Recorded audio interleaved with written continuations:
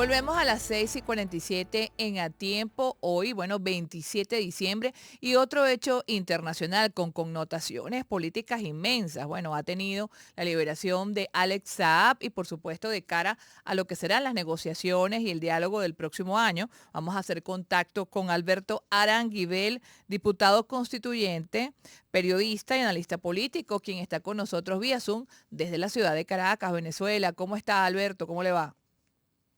Bien, buenos días, ¿cómo están ustedes? Muy buenos días. Una vez que el Jorge Rodríguez, presidente de la Asamblea Nacional, dio a conocer que Alex Saab era incorporado a lo que es esta comisión permanente pues de diálogo con la oposición venezolana, ¿cuál es su perspectiva?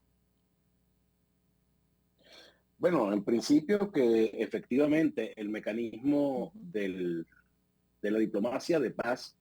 que ha impulsado desde el primer día de su gobierno el presidente Nicolás Maduro es un mecanismo efectivo, eficaz, que aun cuando no resuelve, digamos, al fondo definitivamente de la confrontación que hay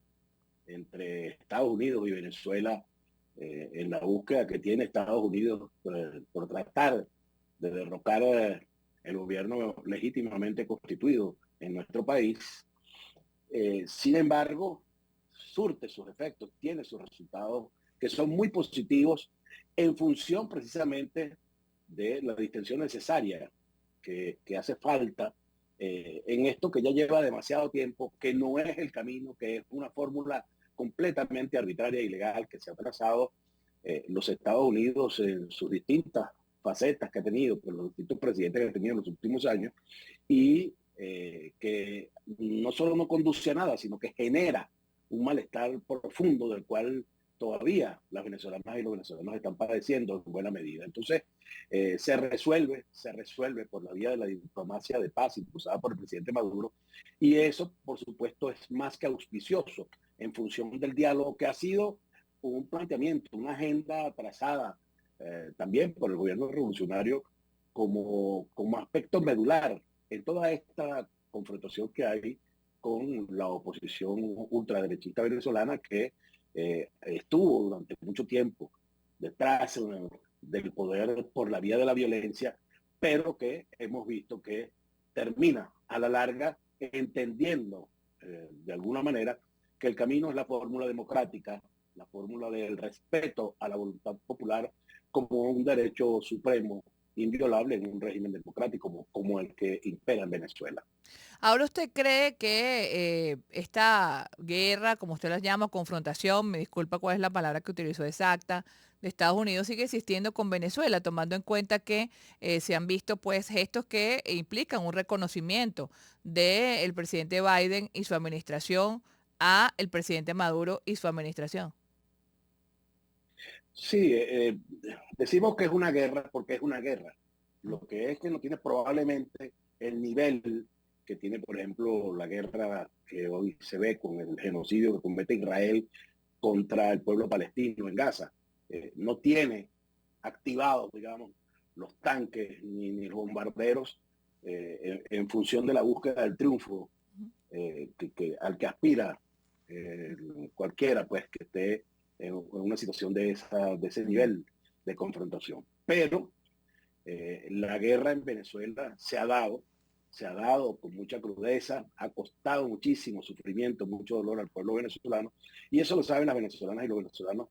que son en definitiva quienes han padecido todo esto. Lo que hemos visto es la resistencia, en primer lugar, del pueblo venezolano para tratar de superar esa coyuntura tan difícil y luego del mismo gobierno revolucionario, el gobierno del presidente Nicolás Maduro, por sobreponerse a esas dificultades que genera este asedio, este agobio tan terrible que nos ha causado toda esta situación, como decimos, que violenta el derecho internacional, que es completamente ilegal y arbitraria, como se sabe, y que lo que pretende es torcer el rumbo de la democracia venezolana para colocarla al servicio de intereses muy específicos que hay detrás de ello. Entonces, sí, la denominamos guerra porque esa es la realidad que hemos padecido, pero de la cual hemos venido saliendo, hemos venido sorteando, Ujú. digamos que con mucho aliento, que con con mucha tenacidad por parte de nuestro pueblo.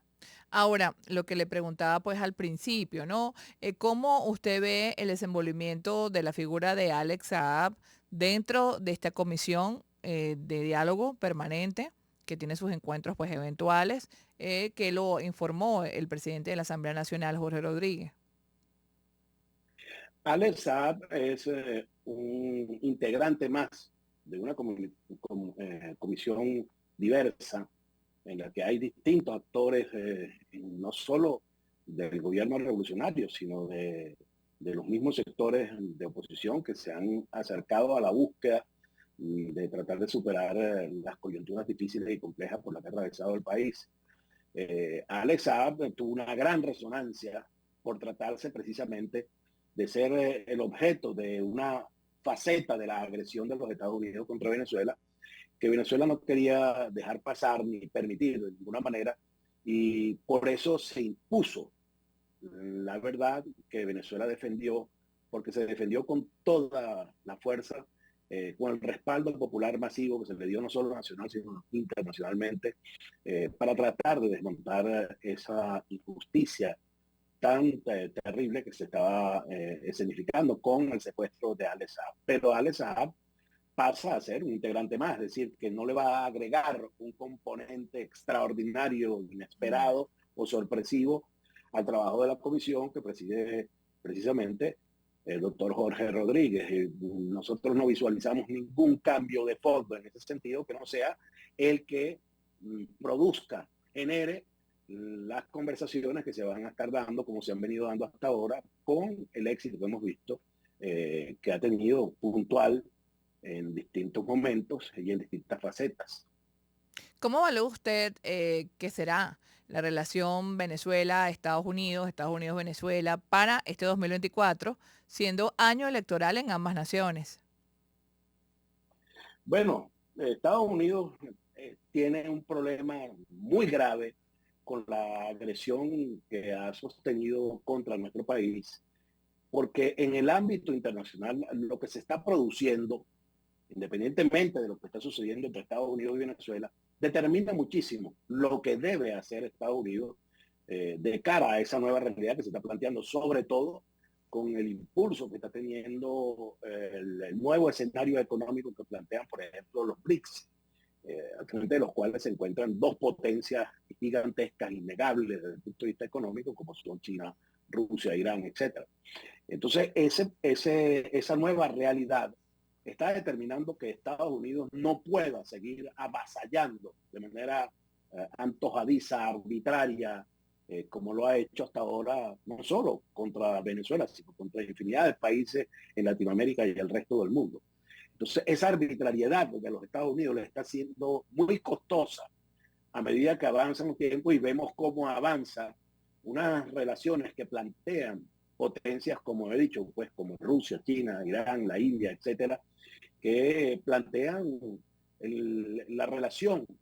internacional desde una óptica de cooperación horizontal, como lo han planteado siempre, como lo ha dicho siempre el presidente Xi Jinping, el presidente Vladimir Putin, en la que no hay la imposición de la fuerza, de la solidez o de la capacidad económica de una potencia sobre países que son más frágiles en ese sentido, sino que hay el respeto a la soberanía de las naciones, etcétera. Entonces, Estados Unidos cada día se ve más acorralado en ese sentido y por tratarse, como tú lo dices, de un año electoral, Sí. eso tiene muchísimo peso, sobre todo cuando vemos cómo reacciona frente a las arbitrariedades de los Estados Unidos en las relaciones internacionales, el propio pueblo norteamericano, que cada día denuncia con más fuerza esa actuación, ese comportamiento del sector de las élites políticas y de las grandes corporaciones transnacionales que están detrás de las élites políticas de los Estados Unidos. Ahora usted también observa para el 2024 mayor flexibilización en las sanciones, levantamiento quizás definitivo de alguna de ellas. Las sanciones son en principio completamente ilegales, como hemos dicho, pero no solo ilegales, sino que son criminales porque atentan contra la salud, contra la vida, contra la calidad de vida de los pueblos. Hoy por hoy hay más de 33 naciones en el mundo sometidas a esas arbitrarias normativas que impone los Estados Unidos desde su punto de vista, su buen saber y entender, tratando precisamente de habituar a la humanidad a la lógica del dominio de una nación sobre el resto de los países del planeta. Es una lógica imperialista, es decir, ellos lo que buscan es tratar de que el mundo acepte de manera natural la imposición de normas, reglas, leyes que deben tener vigencia solamente a lo interno de las fronteras norteamericanas, de los Estados Unidos, pero que ellos tratan de expandir al mundo para convertir precisamente al mundo en sujetos de dominio. Y eso precisamente es hoy por hoy, una pretensión, digamos, que choca contra la madurez que están adquiriendo los pueblos cada vez con más fuerza, con más claridad, y que le están diciendo no solo a los Estados Unidos, le están diciendo también a Europa, le están diciendo a las viejas, digamos, lógicas, las viejas culturas imperialistas que todavía quedan rezagadas en algunas partes de esos antiguos imperios, que ya eso no es el mecanismo para tratar de resolver los problemas de la humanidad de ninguna manera, nunca lo fue, y por el contrario han fallado en su propuesta de presentarse como los que podrían resolver los problemas que cada vez son más angustiosos en el mundo entero. No es en Venezuela, no es en Cuba, es en el mundo entero donde hay situaciones de padecimiento de hambre, de falta de calidad de vida, que la demuestra simplemente, una realidad que la demuestra simplemente el que la gran mayoría, si no la totalidad de las grandes manifestaciones que se han dado a lo largo del siglo XX en el mundo son contra el neoliberalismo, incluso en países de orientación neoliberal, como lo hemos visto incluso en Latinoamérica muchas veces. Entonces, esa realidad de la búsqueda de tratar de imponer una lógica de dominación imperialista se está quedando rezagada la historia cada vez más en la medida en que esa madurez de los pueblos se está haciendo presente. Bueno, muchísimas gracias, Aranguibel, que tenga feliz año. Igualmente para ustedes y para tu audiencia. Así es, será Alberto Aranguibel, diputado constituyente, periodista y analista político. Nosotros los ciudadanos, por ejemplo, ya que tenemos relaciones, familia, amigos, mucha gente en los Estados Unidos, igualmente de Estados Unidos a Venezuela, por ejemplo, hacemos votos porque vuelvan